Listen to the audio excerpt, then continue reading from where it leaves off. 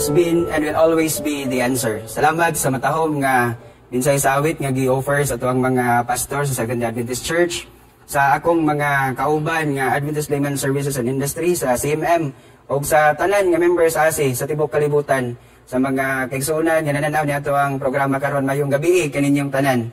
Pasalamat kog dako sa tuang langitong Amahan for this opportunity nga mahimong kabahin nining ato ang programang Jesus in My Story. Tulo na kadekada kapin, no?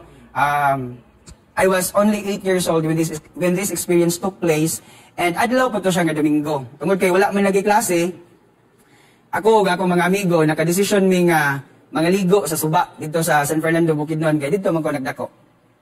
Pagkato na namo sa suba, gabaklay mi, layo pa lang nakita namo nga medyo lubog-lubog ang tubig. But pasabot dito sa bukid nga banda sa San Fernando, kusog ang ulan kay nagbaha man diri sa ubos. Pero kay naa naman mi dito daplin sa suba, nakadesisyon mi nga mga amigo nga padayono namo ang among plano, which is nga maligo sa suba. Pero nagsabot mi kay kami magyutanan nga mga amigo di kabalo maglangoy.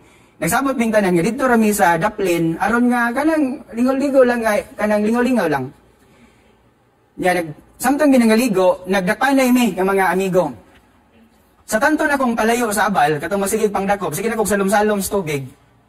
Wa ko kabantay nga naabot ko dito sa parte sa suba nga sulog kayo og lalumpod.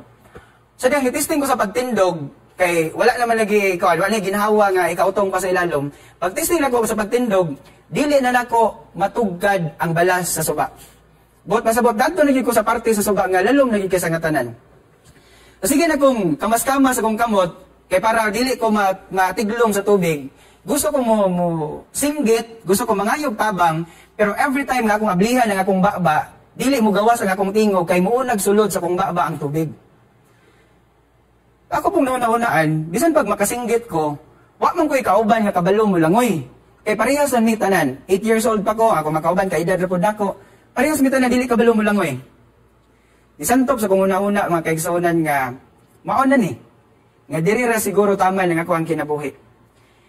And suddenly, nakabati ko nga dunay nihawid sa kuang kamot ug nibiran ako padulong dito sa daplin. Nakita nako nga naday laing tawo dito gawas sa kuang mga kauban kibali nga mga bata. And sa sobra nakong kakulba, bisag ko ginawa, naglingkod ko daplin sa suba. Gihanga ko og ayo.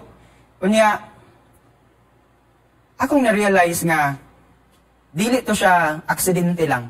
Dili to siya ordinaryo lang nga aksidente. It was at that moment nga akong nabati gyud sa kabatan-on nako nga akong kinabuhi akong utang kang Hesukristo. Every time nga kanang mag-encounter kog problema sa akong kinabuhi, ako ginang mahinumduman permente. I am under divine protection. Kato siya nga realization that first happened when I was still 8 years old. Di na ko magsabag pila na ko akong edad karon pero sobra nagtulo ka dekada ang naglabay gikan pagkahitabo ato. But the lesson nga akong nakuha atong experience continues to remind me and inspire me every single time nga maka-encounter ko problema. Atong 2009, graduate ko sa law school sa University of San Carlos and nag-take ko sa bar examination. When I was in the process of taking the bar exam atong 2009, daghan kayog mga kakulba, pressure, pagduha-duha kung makapasar ba ta. Kunya, ang akong mama pagyod na malita sa kuha, ana siya nga, Mac, dili ka mabalaka kay tanang pastor nga nakasave ang ilang number sa akong cellphone, akong gipanawagan, aron tabangan ka, na makapasar ka sa bar examination. Instead of feeling confident, nakulbaan hinon kong samot niya, ningon ko nga, unsaon ka ni dili ko makapasar, pero ting ulawa kay sa ngatanan kay daghan naman kayo pastor na kabalo, nga nag-take ko bar examination. So, ang bar ato nga time kay September man to, then ang result, nigawa siya later part sa March. Gikan atong September, padulong sa March while waiting for the bar examination. Sige ra gyud ko kampo. Sige ra gyud ko kampo sa Ginoo. And ang akong kampo sa Ginoo dili lang nga papasaron ko, kung dili nga unta tubagon sa Ginoo ang pagampo sa akong mama. Bahala na lang dili ang akong pagampo, basta ang pagampo lang gyud sa akong mama ang iyang tubagon. Tuod man, pagawa sa resulta sa bar examination, isa ko sa nakapasa, nalipay kog dako. Kay katong tanan, tubag kato sa pagampo. Nako, pagampo po sa akong mama. But that lesson, nga ako nagkatunan sa bata pa ko, mauro gihapon to ang akong ginahinumduman atong nga panahon. I am under divine protection. Last 2022, nagpapili ko isip konsihal sa among lugar. And during the campaign period, considering nga walay politician sa kong pamilya, and first time to nako nga nidagan pagkakonsihal, wa ko experience sa politika, normal ra nga makabati ko kining kakulba, makabati ko pagduha-duha, kung mapilian makatani sa mga katawhan. But when the result of the election came out, nakita nako nga sa tanan nga mga kandidato, ikapito ko sa kanang top 7 kibali ko sa nagpapili nga konsehal niya. 8 man na ang pilionon. So apil ko sa nakadaog. And I was curious kung nga mga barangay nga nakadaog ko, nga barangay nga wala ko nakadaog. So akong gitanaw sa kanang website sa GMA, gitagsa-tagsa gyud ako didto ang mga barangay sa among lungsod. And I was so amazed kay after checking the results sa tanan nga barangay, out of 19 barangays, adunay 7 ka barangay nga number 7 ko, ug ang overall pod nga results ako nang gikaingon number 7 pod ko. To us Bible students, kabaluta unsay meaning ang number 7. It is God's number. And sa ako nang gikaingon 7 ka barangay nga number 7 ko, and overall number 7 pod ko. To me personally, ako to siyang gitake as a message from God nga ako'y nagpadaog nimo. Ako'y nagbutang nimo na nga posisyon. Dili ni bunga sa imong pagpaningkamot, dili ni bunga sa uban nga tawo o sa ilang pagpaningkamot, but ako ani nga pagpaningkamot. Mao na ang mensahe nga niabot sa kuha. And then I remember the principle that I learned sa katong 8-year-old pa ko na experience that I am under divine protection. I am under divine protection.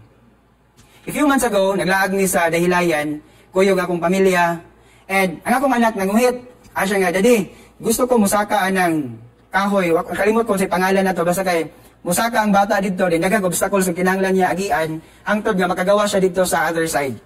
And katong akong ikaduhang anak, kay medyo adventurous man to siya, so ako siyang giingnan nga, sige, sakay ka dira. And nagbayad ko para sa ticket, aron nga makasulod ang akong anak dito. After ko nagbayad, ang akong anak nanguhit og balik, iya kong gitawag kay iya kong hungungan. Akong gipadol akong dalunggan sa iya, ana siya nga, Daddy, mahadlok man ko mo saka. Di ako siyang gingnan nga, dili pwede magadlok-adlok kay kung man akong bayad, dili mo refund ang Dahilayan sa kuwang nabayaran, and samot lang, dili pwede nga ako'y musaka ng kahoy kay pangbata, ramana. Yan akong anak nga niya, Daddy, kay mahadlok mo yung kumudayon og saka. Akong gingnan ng akong anak, Ate, ayaw kahadlok, you are under divine protection. So tuod man, nisaka nga akong anak, nag-enjoy siya, and then pag naog niya dito sa other side, nakita na ko ang tamis kayo nga pahiyom sa kuwang anak, tungod kay nahimo niya ang pag-enjoy ato nga laaganan dito sa Dahilayan. The God who saved me when I was still 8 years old, the God who answered the prayers of my mother, the God who answered all my prayers is the same God nga atong ginasimbahan karon. And yes, tinuod na that I am under divine protection, pero tinuod pod that it is not only me. You are also under divine protection. Wala ko kabalo unsa ang challenges nga imong gina-experiensyahan karon. Wala ko kabalo sa problema nga imong ginadala karon, whether hopeful ka or hopeless na ka nga masulbad na siya nga problema.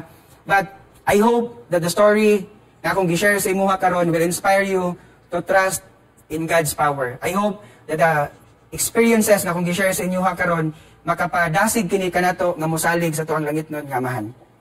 In Psalm chapter 46 verse 1 nagaingon dira, God is our refuge and strength, a very present help in trouble. Ang Ginoo kanunay nagabantay o nagaprotektar kanatong tanan. Mayong gabi. Ako mong imbitaron sa pag-ampo. Magampo ta, atong iduko ang atong mga ulo, ang magpiyong ang atong mga mata.